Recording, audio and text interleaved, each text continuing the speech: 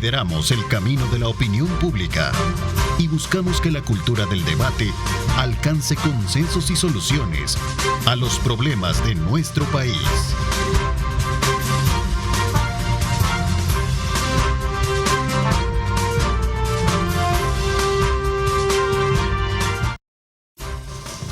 ¿Qué tal? Muy buenos días. Qué placer enorme saludarles a ustedes. Gracias por estar con nosotros y continuar con nuestra programación a esta hora de la mañana. Agradecemos a nuestros compañeros de Telenoticias Megavisión por mantenernos bien informados con todas las noticias que ocurren en nuestro país y el mundo entero. Mucha precaución a raíz de este accidente ocurrido en el sector de Los Próceres.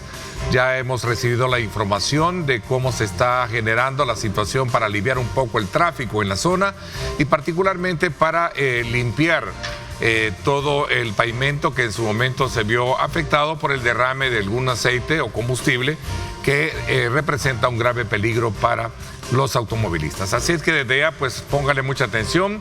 Si usted va por esa zona, busque vías alternas a fin de no verse inmiscuido en el tráfico que a esta hora de la mañana sin duda alguna representa un grave problema, sobre todo porque estamos hablando de una hora pico. Este día vamos a hablar acerca de derechos laborales, inspecciones de empresas por accidentes laborales. Vamos a hablar del tema salario mínimo y otros como actividades que tienen que ver con el trabajo que desarrolla el Ministerio de Trabajo, valga la redundancia, en cuanto a gira de empleo y sobre todo también el tema de la migración laboral, que es un tema que es bien importante desarrollarlo a partir de los programas. Veamos a continuación el siguiente informe.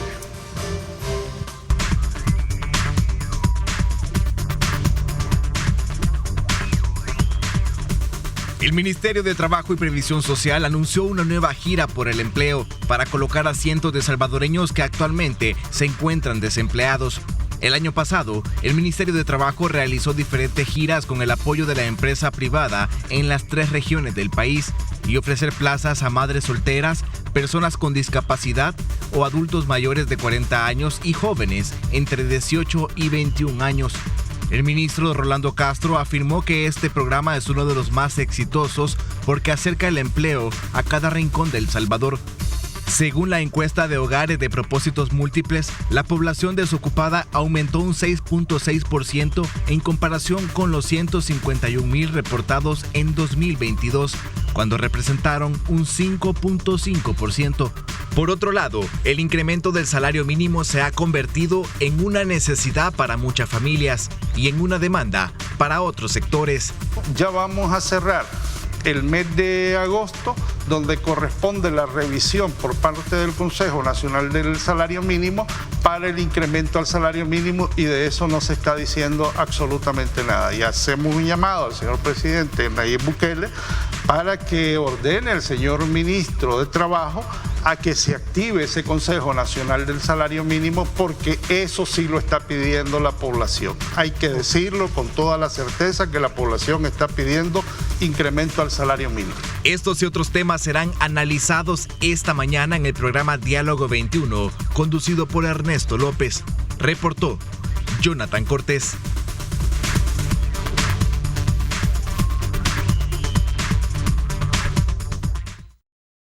Bien, gracias Jonathan por esa información. Le doy la más cordial bienvenida al ministro de Trabajo, Rolando Castro. Gracias por acompañarnos. Bienvenido, ministro. Buenos días, Neto. Gracias siempre por tu invitación. Es un privilegio compartir contigo. Y bueno, y un saludo muy especial y bendiciones al pueblo salvadoreño. Bueno, sin duda alguna son varios los temas que tenemos en nuestra agenda para desarrollarlo y conocer qué se está haciendo desde la perspectiva del ministerio que a usted le toca presidir. Comencemos primero haciendo una valoración a la fecha desde que nació esta gira por el empleo, que sin duda alguna también representa un hit importante en el quehacer de la proyección que tiene el gobierno del presidente Nayib Bukele en cuanto a resolver gran parte en los próximos 5 años de situaciones económicas del país. Sí, gracias, Neto. En efecto, siempre analizamos con el presidente que los ministerios de trabajo anteriores eran unos ministerios como muy poco visibles y estaban encajonados de forma hermética en un solo esquema. Entonces nosotros hoy hemos diversificado y hemos construido diferentes proyectos que en alguna medida puede ayudar mucho al tema de la empleabilidad en El Salvador. y nos hemos focalizado fundamentalmente en estos aspectos. Nosotros construimos un proyecto para insertar al mundo laboral a madres solteras. Nosotros construimos otro proyecto de las personas con discapacidad, hacer el uso del aspecto legal para colocar, para insertar al mercado laboral a las personas con discapacidad. Posteriormente nos enteramos que el segmento ocupacional en El Salvador, con los intervalos de edad, era un poco complicado. Habían grupos etarios de 18 años, 19 años que a estos jóvenes les pedían 3, 4, 5 años de experiencia y apenas venían de sacar su DUI. Y otras personas con un ciclo de vida laboral muy corto, personas arriba de 40 años que ya los consideran unas personas mayores y que por eso no había empleo. Entonces nosotros hemos armado todos estos proyectos y al final empezamos con nuestro equipo de intermediación a hablar con las empresas, con las instituciones, a fin de decirnos, mire cuáles son los perfiles que ustedes tienen, y nosotros empezamos a colocar todo este tipo de perfiles. Nos ha ido muy bien, ha sido muy exitoso, y a eso a nivel general le llamamos la intervención inmediata a colocar, pero fundamentalmente estaba centrado donde está el mayor tejido productivo, que es acá en San Salvador y parte de La Libertad. Posteriormente planteamos, bueno, ¿cómo estamos llevando esto a solo el sector acá central? Y así es como denominamos la estrategia, un programa bien exitoso que se llama Gira por el Empleo, que esto nos permite llegar a cualquier rincón de El Salvador. Así que informarte, Neto, que el día de mañana vamos para la parte de Oriente, vamos a estar en San Miguel, y ahí en San Miguel se une La Unión, Morazán, Usolután, en fin, toda la parte oriental. Así que, y la otra cosa es que ya no le llamamos aquel concepto que se tenía de las ferias de empleo. Te llegan 1,000, 2,000, 3,000 personas y de eso solo colocas 10 personas. No, hoy esta gira por el empleo que nosotros le hemos denominado es ya ir a firmar contrato. O sea, las personas que llegan ahí, llegan junto con las empresas a firmar contrato. Por lo tanto, si llegan 500, 600, 800, si llegan 1,000 personas, llegan no a hacer una solicitud, sino ya a firmar contrato, porque ya nuestros equipos de intermediación laboral ya hablaron con la empresa, con la institución y también con los trabajadores.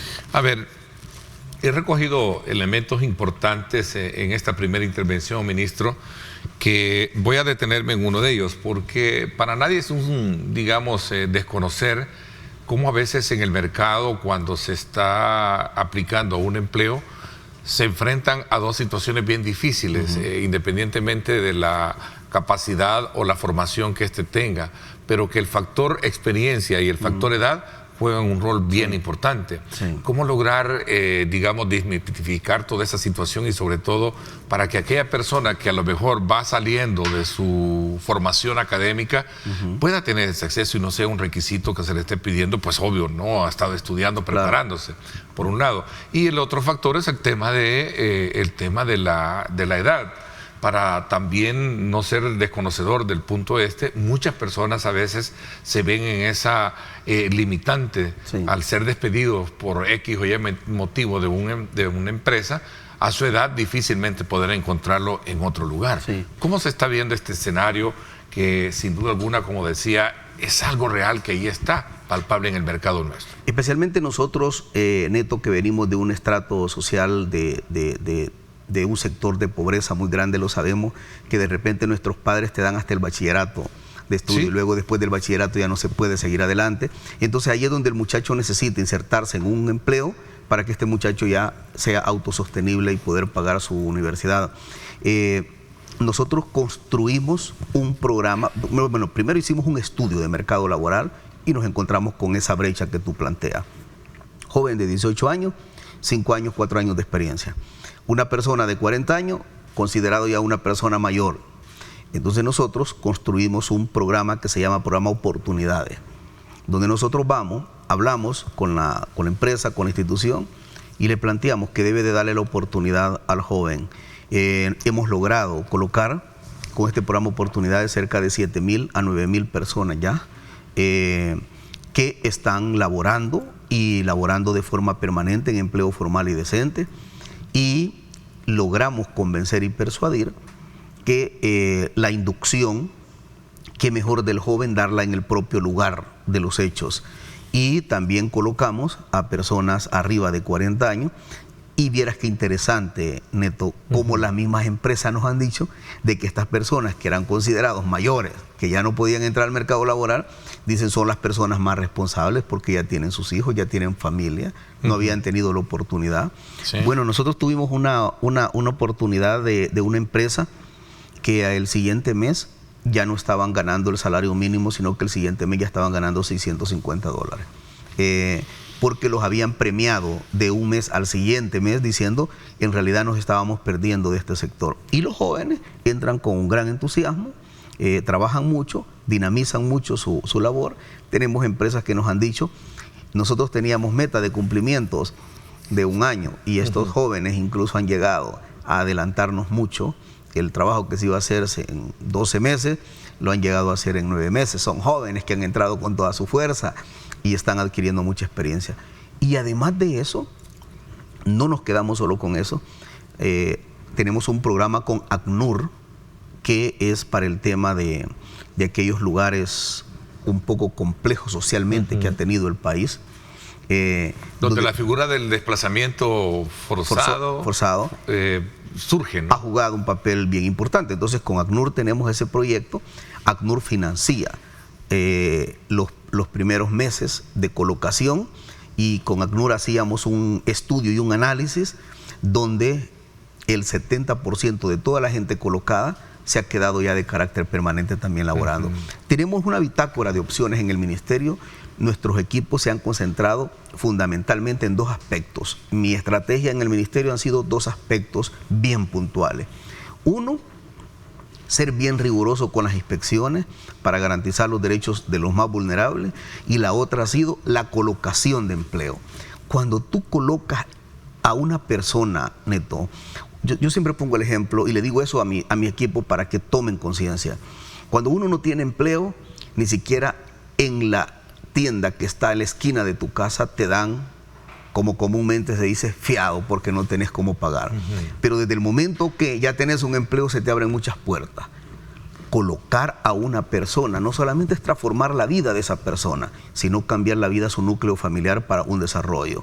Así que estamos full. Trabajamos mañana, tarde y noche. Así que mañana, Dios mediante, vamos a estar en San Miguel colocando cientos de personas ya en puestos de trabajo. Interesante. Vamos desde luego a sumar también a esa gira. En este mismo contexto de tiempo que tenemos, ministro, poder hablar acerca de este tema relacionado con la activación del Consejo del Salario Mínimo, ¿no? Hablamos de esto también y de otros aspectos elementales que tienen que ver con esa concentración o esa absorción de mano de obra. Usted lo decía en su intervención, se identifica a San Salvador y creo que otra ciudad como las que tienen el mayor tejido productivo, que es donde obviamente hay que apostarle.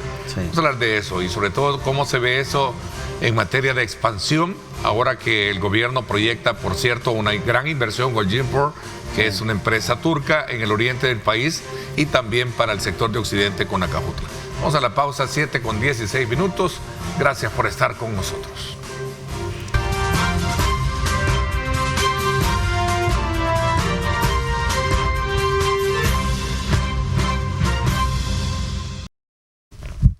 Bueno, gracias. Ahí está precisamente, como siempre, a esta hora de la mañana, la oportunidad de ofrecerle a usted degustar una taza de café, y qué rico disfrutar de café rico, el café perfecto de la mañana. Continuamos nuestra conversación con el ministro de Trabajo, Rolando Castro, y hablamos precisamente sobre este tema de la alta concentración en cuanto al tejido productivo. Hablamos de San Salvador y otras, bueno, en el oriente del país ahora pasan para Santa Ana.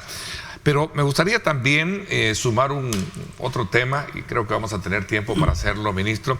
¿Cuál ha sido el trabajo que como de inspección laboral, de derechos laborales, ha tenido la institución que usted preside, particularmente en esta transición que ha habido de las alcaldías, donde se denuncia mucho el tema de despidos como tal?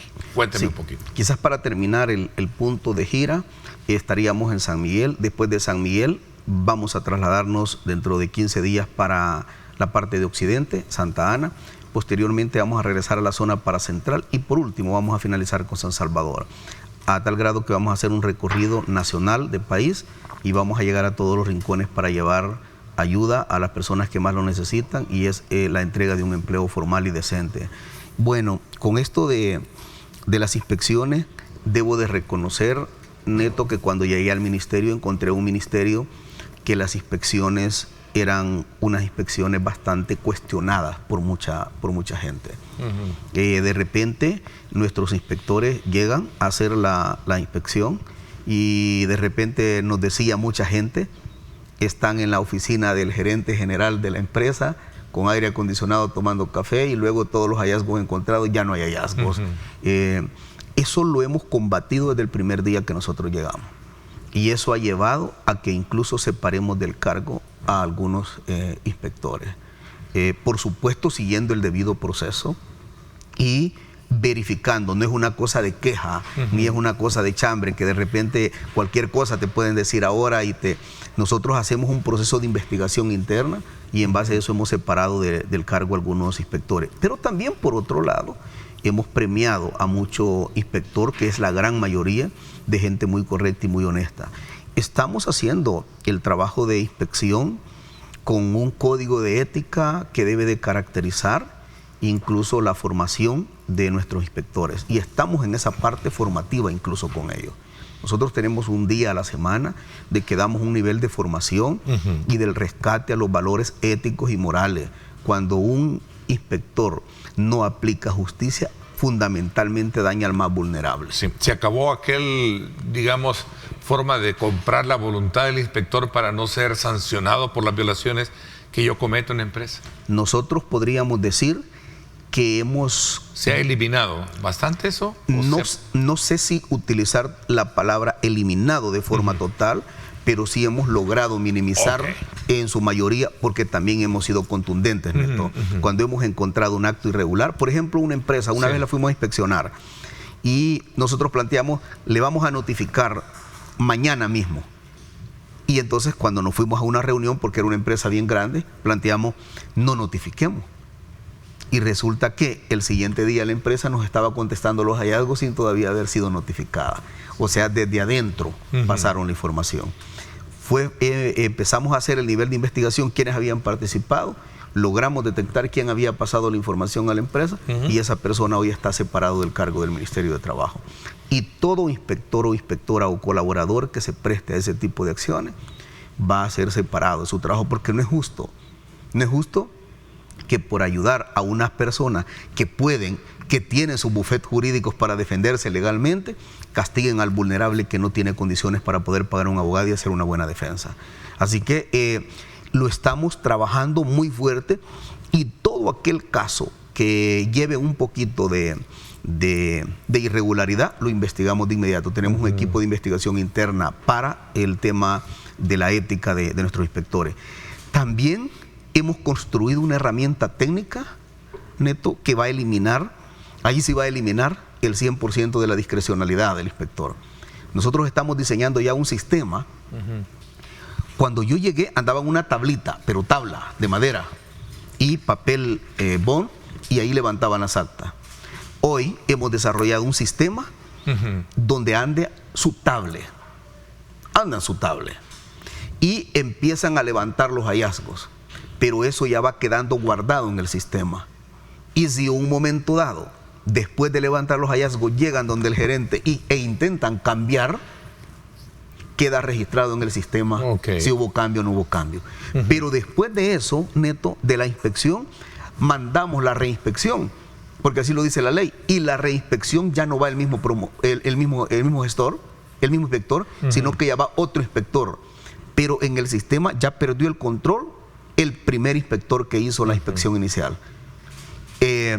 Ahí va quedando todo en el sistema guardado y el sistema te dice quién le cambió. ¿Se ha mejorado el proceso, el método para poder llevar a cabo? Va a ser todo bien difícil ya con el sistema que ¿Sanciones? ¿Han habido sanciones en este proceso de alcaldías? Porque yo recuerdo, y esto lo he escuchado y lo recojo del debate de algunos, ¿no?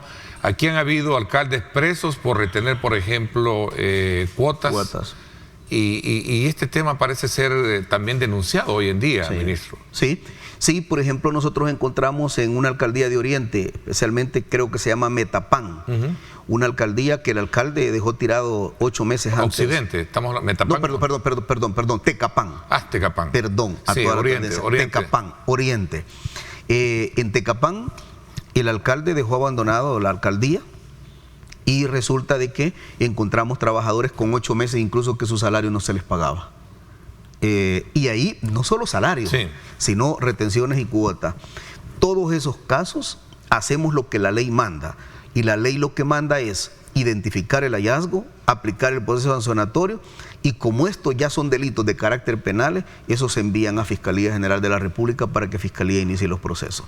Así que hemos encontrado también resistencia de algunos alcaldes. Hay alcaldes que han actuado de forma bien prepotente. Incluso hay algunos alcaldes que han dicho es que el ministerio no tiene facultad, como que no se dieron cuenta cuando fue el decreto de que se eliminó prácticamente el ISDEM y se pasan las facultades. ¿Se subestima el trabajo de ustedes como Ministerio de Trabajo? A veces lo han utilizado como estrategia para no querer entregar información, pero quien no entrega información también se levanta un acta y esa acta ya tiene un vínculo de carácter legal y penal por obstrucción del trabajo a la autoridad competente. Así que han habido después de las elecciones con los nuevos alcaldes, han habido como 2 o 3 alcaldes que se pusieron así un poco firmes, pero también hay una realidad que cuando se obstruye el trabajo a la autoridad competente, nosotros, la misma ley nos permite que nos podemos auxiliar de los cuerpos de seguridad. 2 veces firmes más. Sí. Digo, se pusieron firmes en términos de no querer de cumplir con... Sí, pero al final nosotros entendimos que era que estaban escondiendo información. Y eso es aún peor todavía. ¿Hay sanciones? Sí, contundentes. Y esto, Neto, no importa el partido político que sea. O sea, no importa, aquí aplicamos parejo, sea quien sea. La filosofía del gobierno es esa, ¿no? De poder limpiar de todo aquel que incumpla o viole ley. La instrucción del presidente es que todo aquello que sea irregular hay que aplicar, sea quien sea. Y el presidente está trabajando fuerte en el combate a la corrupción, en fin, a nivel general, combate al tema delincuencial. Y un funcionario público que maneje el erario público está obligado a transparentizar cualquier tipo de proceso. Está, digamos, ya se ha logrado restablecer personal que ha sido suspendido de sus trabajos por negligencia o por cualquier otro tipo de violación de había muchos alcaldes incluso que tenían a la gente por contrato después de 3, 4, 5, 6 años. Bueno, encontramos unas personas por 12 años firmando contratos. Y es la carta de chantaje que han utilizado muchos alcaldes para decir estás por contrato y no tenés estabilidad laboral.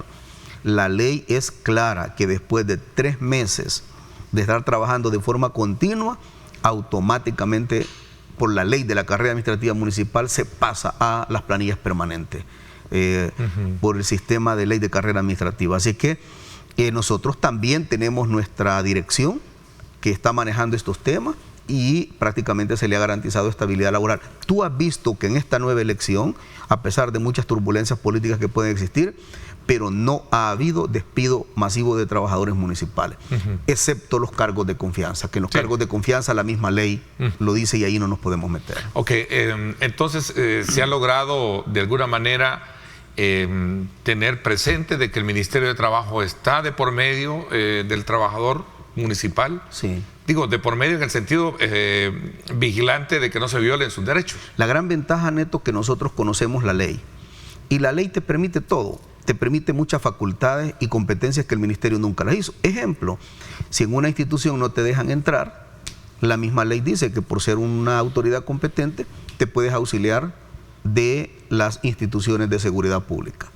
Ya han habido empresas y han habido alcaldías que hemos tenido que pedir el auxilio de la Policía Nacional Civil y hemos tenido que entrar vía policía. Es que lo que pasa es que acá hay gente que llega a administrar la hacienda pública pensando que es su empresa y la administración pública es otra cosa y aquí se debe de aplicar la ley y, como repito, sin distinción. La ley debe de aplicarse de carácter parejo a todo el mundo. Ok, vamos a ver, tengo una pregunta ahí que nos envía un televidente, dice de la siguiente manera. La pregunta: Buenos días, Ernesto. Pregúntenle al ministro, ¿qué pasó con las personas que fueron a trabajar a las elecciones y el tribunal no les pagó? Ah, interesante. Nosotros, producto de las denuncias que cayeron en el ministerio, intervenimos, fuimos bien contundentes, y lo que sí te puedo garantizar, Neto, y a la población, es que logramos que a la gran mayoría se le pagara. Un tribunal prácticamente incompetente en el tema administrativo a fin de resolver a las personas que trabajaron, pero logramos que la mayoría se hiciera, y en aquellos casos que no se hicieran, prácticamente nosotros pusimos sanciones. Las sanciones que les hemos puesto y las multas que le hemos puesto al tribunal son sumamente fuertes, sumamente fuertes. Veamos otra pregunta que tenemos ahí en pantalla a esta hora de la mañana. Gracias por estar interactuando con nosotros. Ahí en la pantalla inferior, en la parte inferior de su pantalla va a encontrar el número de WhatsApp para que nos escriba. Buenos días, Ernesto. Buenos días, ministro, también. Yo puse una denuncia anónima de un colegio privado en Cojutepeque, y si bien fue visitado por personal de su ministerio, nunca les resolvieron a los maestros el caso de su salario, pues ganan menos que el mínimo. Nosotros, nuestro equipo de comunicaciones se va a comunicar con él vía mensaje para que nos entregue la información de qué se trata, y con el mayor de los gustos vamos a revisar y vamos a enviar de acá de San Salvador de forma directa. 7:30 minutos, ahí está nuestro número de WhatsApp para que usted pueda interactuar con nosotros, enviarnos con el debido respeto las preguntas para ser formuladas y aprovechar la presencia del ministro de Trabajo para darle la respuesta pertinente. Hoy en el mes de julio se cumplieron 3 años propicios para estudiar, analizar el tema del salario mínimo, ¿cierto, ministro? No. Según la ley dice de que se debe de revisar cada 3 años. Hablamos de eso cuando regresemos también. Ahí están. Vamos a la pausa. Gracias por estar con nosotros.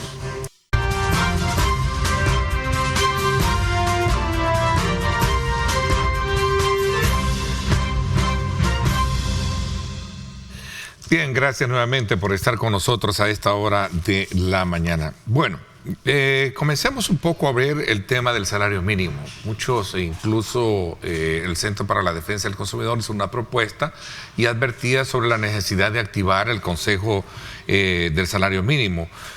Y cumplir precisamente lo que establece que cada 3 años debe de revisarse este tema, ministro. Sí, sí, la ley en efecto incluso plantea revisión,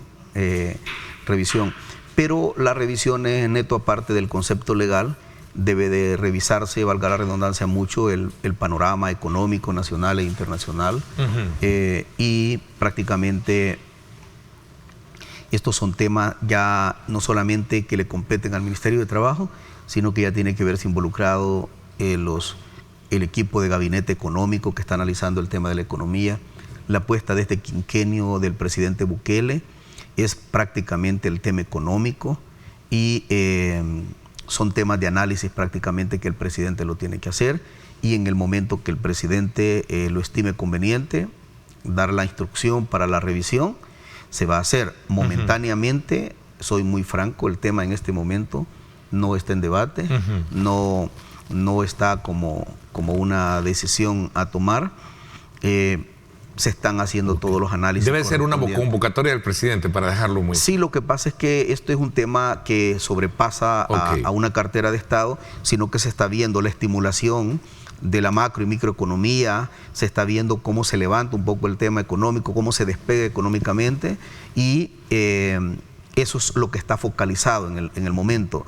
Así que en el momento que se planteen las instrucciones dadas, vamos a hacer el proceso de revisión, pero por el momento no hay ningún debate respecto a eso. Bueno, ok, interesante. Vamos a ver, aquí hay una pregunta también que formulan. Ahora, con la llegada de esta nueva empresa turca para poder administrar los puertos, dice acá, que es en este caso Acajutla y también La Unión, ¿cómo quedamos los trabajadores, sobre todo por el modelo de negocios que se ha hecho, no?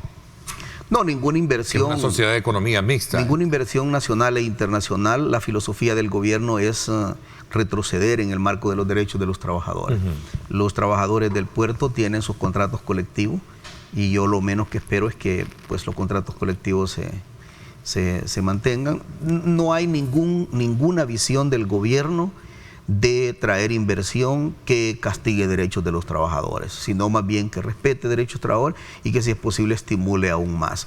No puede haber un crecimiento neto si no tenés ni un éxito empresarial desde cualquier punto de vista, sea público o privado, si no tenés de la mano a los trabajadores. Los trabajadores son los articuladores prácticamente del desarrollo económico y hasta este día no se ha estimulado ninguna empresa que venga al país a invertir en contra de los derechos de los trabajadores. Así que yo lo que espero es que todo siga marchando bien.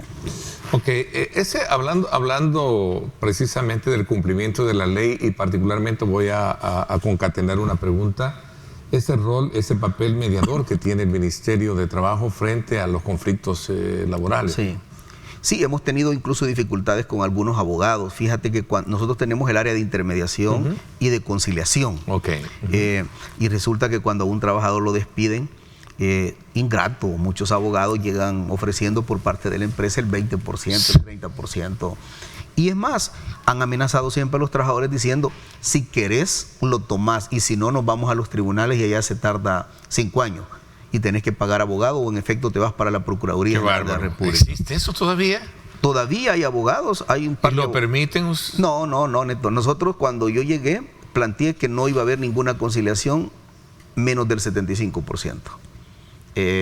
Porque lamentablemente la ley todavía permite eso. Pero lo correcto es que si tú trabajas 10 años y te indemnizan, debe de ser en base a 10 años. ¿Y por qué no lo cambia la Asamblea hoy que tiene la correlación oficial, todo eso, ministro? Sí, son temas de Asamblea que hay que revisar. Pero usted no les puede, bueno, de hecho no le han aprobado el tema de la Ley de Seguridad Pública. Todavía no han aprobado eso, ¿sí? Pero bueno. Todavía... Pero ahí están enfrascados con su problemática de salario, de partida, pero no han aprobado ese tema. Sí, y en esos temas, como son eminentemente políticos, yo prefiero estar un poco distanciado. No me quiere meter mucho más en política. No me quiero meter. No me quiere meter este rollo que ahora. No me quiero meter en temas polémicos. Cada quien, como funcionario público, tenemos la historia se encarga de ponerlo uno en su lugar, pero el tema es que si existen violaciones por falta de ajustes en la ley, ¿por qué no se ha hecho? Y estamos hablando de derechos laborales, ministro. Sí, y a pesar de que no tengo aprobación de la ley, ahí es donde yo digo de que aquello de lo justo y lo legal es lo correcto, no es tan cierto, porque la ley te permite que un empleador te pueda dar el 30 o el 20%. ¿Es justo? No es justo. ¿Cómo va a ser justo si tú trabajas 10 o 20 años te van a pagar el 30% de lo que deben de darte? Eso no es correcto. Y además está garantizado en un presupuesto con el pasivo laboral. ¿Qué es lo que sucede? Nosotros dimos la instrucción, nomás llegué que menos del 70% no podía haber. Después de eso le subimos al 90%. Y hoy, Neto, la mayor parte de procesos que estamos llevando a cabo se está pagando el 100%. Nada de 80% ni 90%. Y nada todavía de tener la ley en mis manos. Lo estamos haciendo a pura convicción del Ministerio de Trabajo. El Ministerio de Trabajo tiene dos cosas que ha hecho que no ha tenido cuerpo de ley muy fuerte. A ver, antes de que vayamos a pasar a otro tema, perdón que le interrumpa, voy a pedirle a producción que si tenemos las imágenes que las proyectemos, por favor. Vamos a ver, ahí está de lo que estaba, ahí está, a ver, los montos recaudados en el tema de la reconciliación. Sí, ese es, ¿verdad? Esa es todo ese dinero, 16 millones de dólares, han llegado a los trabajadores. O sea, es un tema que llega de forma directa a los que antes no llegaba. 16 millones de dólares. Y hoy va a llegar más. ¿Por qué? Porque hoy estamos conciliando en base al 100%. Y la mayoría de las empresas ya lo adoptaron. Y es que lo que pasa es que tienen su pasivo laboral ahí. Ahora, también hay una realidad. El despido tiene que garantizarse. Si bien es cierto, yo soy una persona identificada con los derechos de los trabajadores, pero los trabajadores también tienen que tener sus derechos y sus obligaciones, Neto. Eso significa que no solamente porque hay un Ministerio de Trabajo que tutela derechos de los trabajadores, el trabajador tiene anarquía para hacer lo que crea conveniente. Así que porque no pueden haber abusos también. A veces hay un aprovechamiento que no va acorde a lo que verdaderamente es una justicia de carácter laboral, salarial. Sí, así que estamos conciliando en base al 100%. Ahí han salido un par de abogados enojados y hasta ocupando redes sociales una ex candidata de Rodolfo Parker, abogados que llegan donde el empleador y le dicen, yo te voy a ahorrar que no concilies el 100% y mejor pagame a mí como abogado bien y al trabajador déjalo con el 20 o el 30%. Eso no se permite ya en el Ministerio de Trabajo. En el Ministerio de Trabajo estamos entre el 90 y el 100% ya. Es un logro porque es un porcentaje que va directamente al bolsillo de la clase trabajadora. Cuando a ti te indemnizan, por lo menos te permite un par de meses con lo que te dan, neto, ver cómo espadías para sobrevivir mientras conseguís un nuevo empleo. Pero te mandan sin nada y luego te mandan a los tribunales, y en los tribunales tenés que ir a primera instancia, después a la Cámara y por último tenés que llegar a la Sala de lo Constitucional. 5 años. Endeudado. 5 años. ¿Qué trabajador va a soportar ese proceso durante 5 años? Insisto, de nuevo, y usted no quiere tocar ese tema, pero el tema de la Asamblea para reformar y poder hacer ajustes pertinentes de la ley, ¿no? Sería lo correcto hacerlo. Sería lo correcto hacerlo. Sobre todo porque estamos hablando de justicia laboral, ¿no? Y digo justicia laboral tanto para el empleador como para el empleado. O sea, aquí no se trata de dañar a uno por el otro, ¿no? Diría yo. Pongo un ejemplo. Si una persona, tú vas en un vehículo, fallece una persona, atropellas a una persona, tú te quedas ahí, vas a los tribunales. En estos tribunales de El Salvador, la vida de una persona puede estar valiendo $3.500, $4.000. Hoy las empresas que por accidente laboral pierde la vida un trabajador o trabajadora, indemnizan a los beneficiarios de la familia con $50.000. ¿Esto es fuerte como ministerio? Sí. ¿Somos contundentes? Sí. ¿Es la intención meterle la mano a la bolsa a la empresa para que estos accidentes no pasen? ¿Aprovecharse? No. Es sentar un precedente de cumplimiento de cultura de derechos laborales. A veces por un andamio podrido que puede valer, no sé, $20.000, a una empresa le toca pagar $50.000. Así que hoy, recientemente, han habido accidentes laborales donde han estado unas gaseras incorporadas en algunas empresas que perdieron la vida a personas, les ha tocado en el Ministerio de Trabajo indemnizar. El caso muy particular de Cabañas creo que sucedió, ¿no? Ya está indemnizado. Y es primicia, no lo había anunciado, pero porque estaban poniéndose un poco renuentes, intervenimos, fuimos contundentes y gracias a Dios el viernes recién pasado, neto, en una conciliación que tuvimos, ahí se logró la indemnización para la familia de la persona fallecida, pero también la indemnización para las personas afectadas que salieron. Bueno, hoy no dejamos pasar nada. El Ministerio de Trabajo no es cuna de violentación de los derechos de los trabajadores como históricamente ha sido. No, eso no se permite ahora. Y esta es una pregunta clave que no quiero pasarla por alto ya que estamos hablando, porque quiero pasar en el siguiente bloque a hablar sobre el programa de migración laboral. Pero no quiero cerrar este ciclo de ver el rol de defensa que tiene el Ministerio de Trabajo frente a la clase trabajadora. El caso de los sindicatos que demandan, denuncian que están siendo violentados sus derechos, ¿qué papel están jugando? Usted viene de ese estamento sindical, ministro. Sí, no, hasta este día, yo no he visto como un enfoque fuerte, contundente del movimiento sindical en áreas específicas. Sí hay problemas en algunas instituciones públicas que a veces por falta de comunicación y a veces por falta de interacción. Y todavía creo que hay gente en este país pensando que el movimiento sindical es su adversario, su enemigo, cuando el movimiento sindical puede ser su gran aliado estratégico para salir adelante en la gobernabilidad. En Europa apoyan mucho el movimiento sindical, por supuesto. En el movimiento sindical hay de todo, neto. Hay personas genuinas, que es la gran mayoría, defendiendo los derechos de los trabajadores, pero también hay algunas personas que son conocidas como gangueros, oportunistas, aprovechados, que negocian más para ellos y su familia y no para los derechos de los trabajadores. Todo eso, gracias a Dios, nos permite conocerlo muy bien y por eso nosotros apoyamos y respaldamos el movimiento sindical, que es auténtico, que es original, que busca los derechos de los trabajadores. Todos aquellos oportunistas que son muy mínimos, es muy mínimo, podría ser el 5% del movimiento sindical, esos ahí pasan incluso tirando a cada rato al ministro, pero ni siquiera atención les pongo. Ok, voy a dar una pausa, la última, y regresamos con más.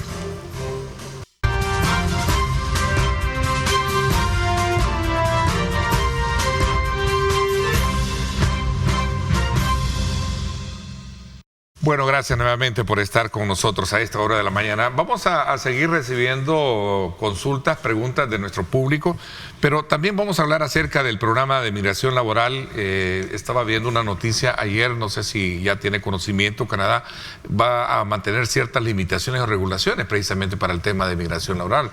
Hay fenómenos sociales, económicos que de alguna manera están siendo considerados en este momento, que tienen que ver precisamente por la falta de mano de obra, particularmente para sus propios connacionales, ¿no? Sí, vi un poco la noticia esa del primer ministro y bueno, nosotros somos muy respetuosos de las políticas internas de los países en materia laboral y bueno, nosotros vamos a seguir trabajando en la medida de nuestras posibilidades y las políticas las construyen los países receptores, ¿verdad? Nosotros somos muy respetuosos de ellos, pero también estamos abriendo más rutas, más lugares. Por ejemplo, recientemente acabo de sostener una reunión con el ministro de Costa Rica. Ya vamos a hacer la primera prueba piloto, Neto.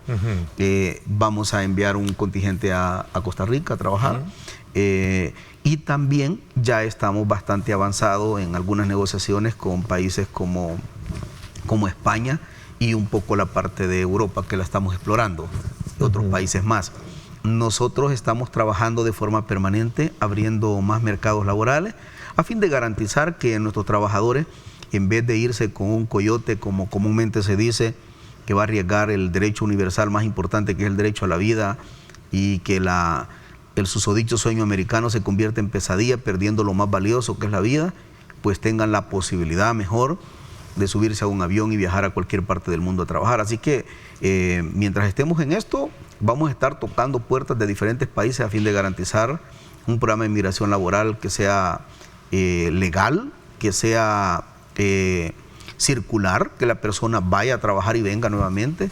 Y bueno, y eso ayuda a no romper el tema de la integración familiar. Ahora, también se ven otros horizontes, ¿no? A nivel de Europa, que se han tenido ya los primeros pláticas, recuerdo, ministro, que me comentaba. Sí, nosotros estamos tocando puertas y ya llevamos bastante avanzado el tema de España y otros países más ahí. También estuve hace año y medio tocando puertas en Italia. Y bueno, estamos pensando hacer una gira nuevamente para ver cómo empezamos a engrasar un poco esa maquinaria y se agilice un poco más los procesos a fin de garantizar que logremos abrir más oportunidades. El deseo integral de este gobierno y del presidente Bukele es crecer con la economía y generar fuentes de empleo acá en el país. Pero mientras eso se da, vamos a seguir tocando puertas a nivel internacional. Me hacen una pregunta acá que dice lo siguiente: buenos días, señor ministro, estoy interesado en trabajar en el extranjero, en las nuevas oportunidades que usted ha logrado. ¿Qué debo de hacer? ¿Cuál es el primer paso? Sí, bueno, ahorita mismo se va a comunicar nuestro equipo de comunicaciones con usted, pero es fácil. Hay una plataforma, en esa plataforma se ingresa y ahí empiezan a haber fases, que son las primeras entrevistas virtuales. Cuando ya se pasa a la tercera fase, es que ya se convoca de forma directa y física y desde ahí se empieza a hacer ya la precalificación. Pero de todas formas, nuestro equipo se va a comunicar. Ahí aparece en la pantalla la dirección para poder ingresar. Y bueno, ahí está todo fácil y vamos vía virtual. Y ya cuando pasan estos procesos virtuales, ya ahí sí se convoca para hacer la preselección de forma física y ahí se empieza a mandar esos currículos a las empresas que están solicitando y bueno, y empieza todo el proceso. Bueno, aquí nuevamente la pregunta la reiteran, que anoche en el programa de Pulso Ciudadano, dice un televidente, y se hizo un llamado para poder el gobierno evaluar un posible incremento al salario mínimo. Ya dijo usted que eso ya depende del presidente, ¿no? Sí. Ya no está a su alcance, ministro. Sí, es que lo que pasa es que es un contexto de análisis nacional e internacional del tema económico y tiene que ver con todo. De repente tú hablas, con solo poner en agenda el tema del salario mínimo, ya de repente la especulación, los productos empiezan a subir. Entonces, hoy por hoy el tema del salario mínimo en el Ministerio de Trabajo no se está discutiendo. Estamos focalizados en otros programas, en otras áreas, En el momento que el presidente estime conveniente, en ese momento vamos a analizarlo. Me pregunta acá, no sé si tiene algo que ver, me dice Ernesto, la situación laboral en los Estados Unidos es cada vez más complicada, especialmente para los indocumentados. Hoy, con el proceso de elecciones que hay, ¿cuál es la expectativa que se puede tener de acuerdo al ministro? Bueno, estamos ahí en un proceso electoral en los Estados Unidos. Sí, sí, un poco complicado y turbulento también. Pero bueno, yo creo que al final los mercados laborales sobrepasan cualquier gobierno y las demandas y las ofertas en el mercado laboral son cada día más fuertes. Estados Unidos es un país que tiene serias dificultades porque su mano de obra interna no va acorde a la demanda del mercado laboral interno, y lo más seguro es que siempre va a necesitar. Ese programa lo maneja la colega ministra de Relaciones Exteriores, y ellos siguen enviando también contingentes para los Estados Unidos. Ok, dice acá, ministro, sería bueno que estuvieran muy de cerca en las alcaldías examinando el tema laboral, salarial, dice, ya que se nos está haciendo atrasos y eso se está violentando la ley, dice.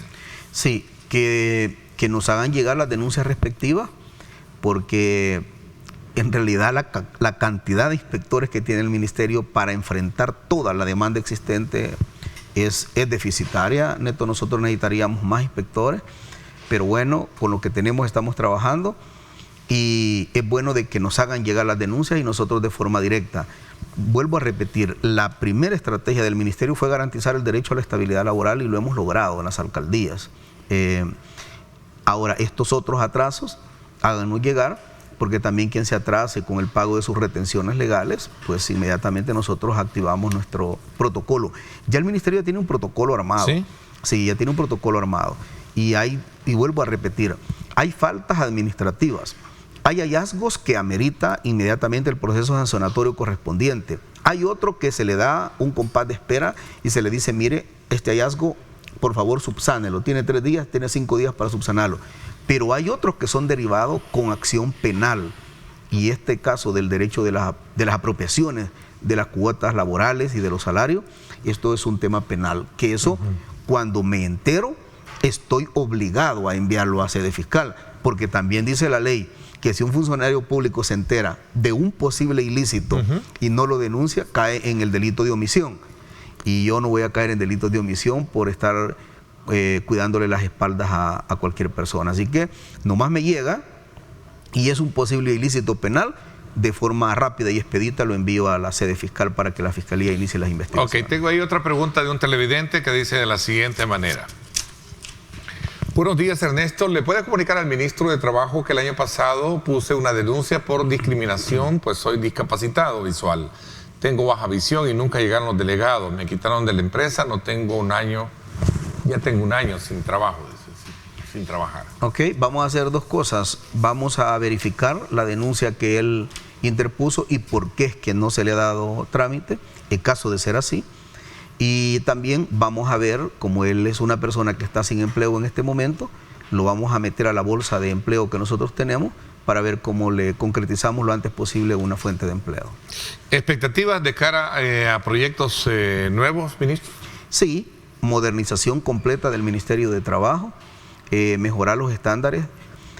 Yo sí sueño con una escuela de formación de inspectores, donde sea la base elemental un código de ética que permita aplicar la ley.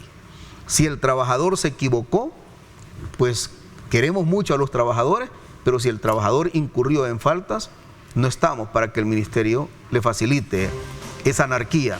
Pero también cuando el empleador falló, aplicar el peso de la ley indistintamente, viendo apellidos, viendo empresas o viendo instituciones.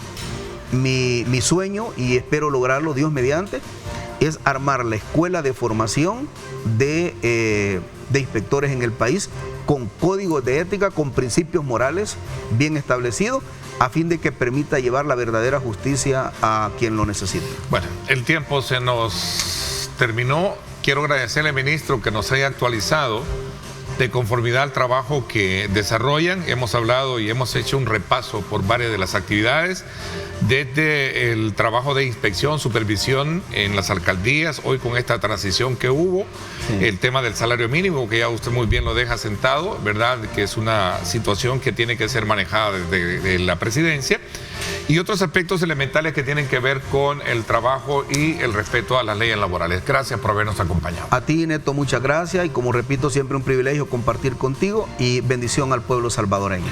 Gracias, ministro, le agradezco muchísimo. Gracias a todos y cada uno de ustedes. Aprovecho para invitarlos a que no se pierdan Pulso Ciudadano esta noche con Julio Valdivieso, que tendrá como invitados a Carlos Araujo y también a Walter Raudales. El debate, un debate interesante, no se lo pierda hoy, esta noche, 8 de la noche por Canal 21 y 9 de la noche por Canal 19. Gracias. Por mi parte, eso es todo por hoy. Pásenla bien y, como siempre, recuerden lo más importante: amar a Dios sobre todas las cosas. Lideramos el camino de la opinión pública y buscamos que la cultura del debate alcance consensos y soluciones a los problemas de nuestro país.